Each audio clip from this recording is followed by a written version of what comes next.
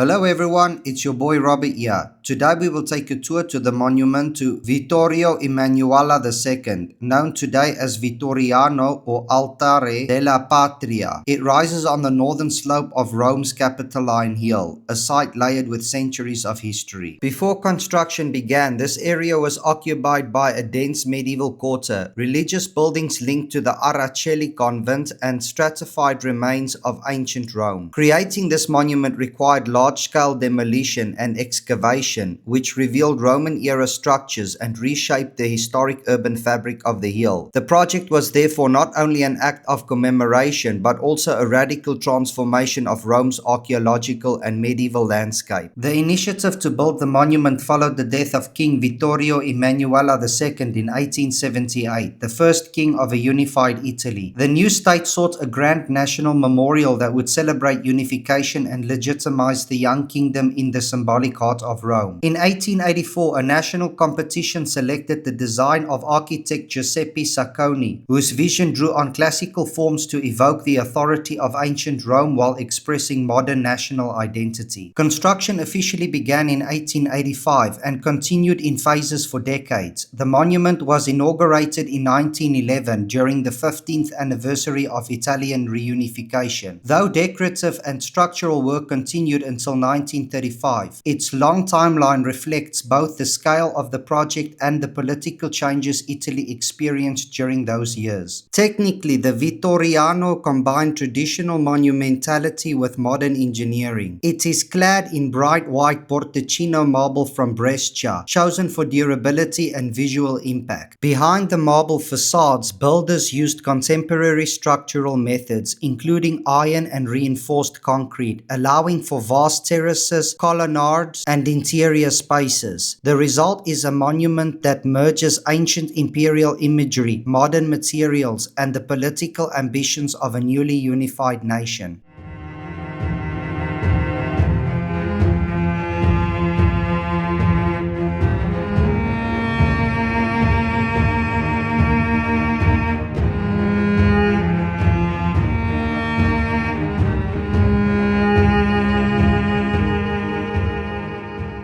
The Vittoriano or Altare della Patria is not only a monument to a king, it is a monument to conflict, sacrifice, and the long military path that led to Italian reunification and national identity. Many of the wars remembered here predate the monument itself, yet their memory is embedded in its sculptures, inscriptions, and commemorative spaces. The story begins with the revolutionary movements of the early 19th century. After the fall of Napoleon, the Italian peninsula returned largely to foreign and dynastic control, especially under Austrian influence to the north. Discontent grew among intellectuals and patriots who envisioned a united Italy. Secret societies and reformers, including figures like Giuseppe Mazzini and Ciro Menotti, promoted national consciousness and republican ideals. The revolution of 1848 to 1849 erupted across Europe and across the Italian states. Although many of these uprisings failed militarily, they established the ideological foundation for reunification and transformed the tricolour flag into a shared national symbol. From these revolutions emerged the formal wars of independence. The Second War of Independence in 1859 marked a decisive step. It was shaped by the diplomacy of Count Camillo di Cavour, Prime Minister of Piedmont, Sardinia, who secured French support against Austria. Key battles such as Magenta and Palestro weakened Austrian control in Lombardy. Although the war ended with Armistice Villafranca and France received Savoy and Nice as compensation, Lombardy was annexed to Piedmont, Sardinia. This shift significantly strengthened the unification movement. The war demonstrated that Italian unity could be pursued through both diplomacy and battlefield success. Alongside state diplomacy stood the figure of Giuseppe Garibaldi, one of the most celebrated military leaders of the Risorgimento. A veteran of conflicts in South America, Garibaldi Garibaldi brought unconventional tactics and charismatic leadership. His 1860 expedition of the Thousand was not a formal state war but a volunteer campaign that became legendary. With roughly 1,000 red-shirted volunteers, Garibaldi conquered the kingdom of the Two Sicilies in southern Italy. His victories destabilized old regimes and allowed northern and southern territories to be joined. When Garibaldi met King Vittorio Emmanuel II near Teano, he handed over his conquests, prioritizing national unity over personal power. This moment helped make possible the proclamation of the Kingdom of Italy in 1861. Yet, reunification remained incomplete. Rome and Venice were still outside the new kingdom. Conflict continued. In 1862, Garibaldi again took up arms, attempting to capture Rome from papal control. This effort ended at Aspromonte, where he was intercepted by the Italian army itself, which sought to avoid provoking France, the protector of the Papal States. Garibaldi was wounded and detained. Aspromonte revealed the political complexity of reunification. Italian forces sometimes opposed Italian patriots in order to manage international diplomacy. The Third War of Independence in 1866 was tied to the Austro-Prussian War. Italy allied with Prussia against Austria, hoping to gain Venetian territory. The Italian army suffered defeats at Gastosa on land and at Lissa at sea. However, Garibaldi achieved a notable victory at Bezzecca in the Alpine campaign. Despite mixed military results, Austria ceded Veneto and Friuli to Italy through the Treaty of Vienna. Once again, diplomatic outcomes proved as important as battlefield victories. The final act of territorial unification came in 1870 with the taking of Rome. For years, French troops had protected the Papal States. When France withdrew its forces during the Franco-Prussian War, Italy seized the opportunity. Under General Raffaele Cadorna, Italian troops breached Rome's Aurelian walls at Porta Pia. The Bersaglieri entered the city and Pope Pius IX surrendered, later describing himself as a prisoner in the Vatican. Rome was annexed and eventually became the capital of Italy. This event completed the territorial reunification that the Vittoriano would later celebrate symbolically. By the time the Vittoriano was commissioned after the death of Vittorio Emmanuel II in 1878, these conflicts had become foundational myths of the nation. The monuments, reliefs, and statues present unity, sacrifice, and civic virtue as the results of these struggles. Yet, the monument also looks beyond the Risorgimento to the next defining conflict, the First World War. Italy entered the First World War in 1915 on the side of the Entente against Austria-Hungary, later declaring war on Germany. The conflict was brutal and costly, fought mainly in the Alps along the Isonzo River. One of the greatest disasters was the Battle of Caporetto in 1917, where Italian lines collapsed and many soldiers were captured. After this defeat, General Armando Diaz reorganized the army and stabilized the front along the Piave River, restoring moral and defensive strength. The human cost was immense. Over 650,000 Italian soldiers died. Many were very young, including the boys of 99. Youths born in 1899 who were sent to the front in the war's final phase. Their sacrifice became a symbol of national endurance. The Vittoriano physically preserves the memory of this war. The tomb of the unknown soldier, placed here in 1921, represents the soldiers who died without identification. The choice of the unknown soldier was given to Maria Bergamas, a mother who had lost her son. She selected one coffin among 11 unidentified remains, turning private grief into national mourning. The burial beneath the statue of the goddess Roma made the site a sacred place of remembrance. Nearby, the Bulletin of Victory inscription records the words announcing Italy's triumph in 1918. A stone from Monte Grappa, one of the fiercest battle zones, links the monument directly to the front. These features make the Vittoriano both symbolic and tangible in its connection to war memory. Together, the conflicts remembered at the Vittoriano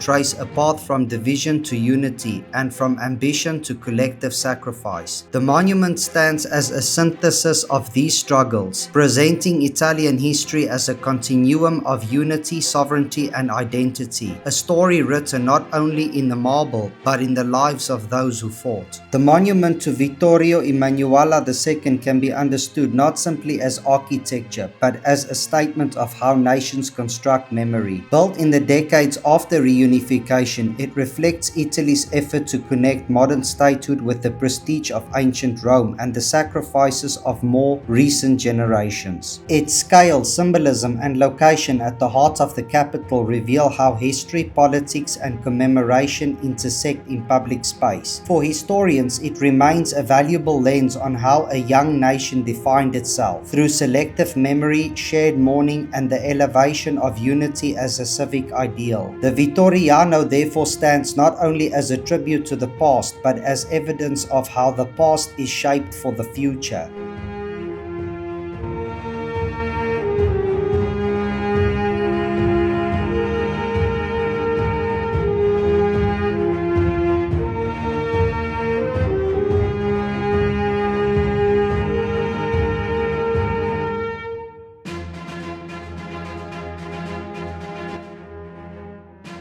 Anyway folks, that's all from me. Thanks for watching.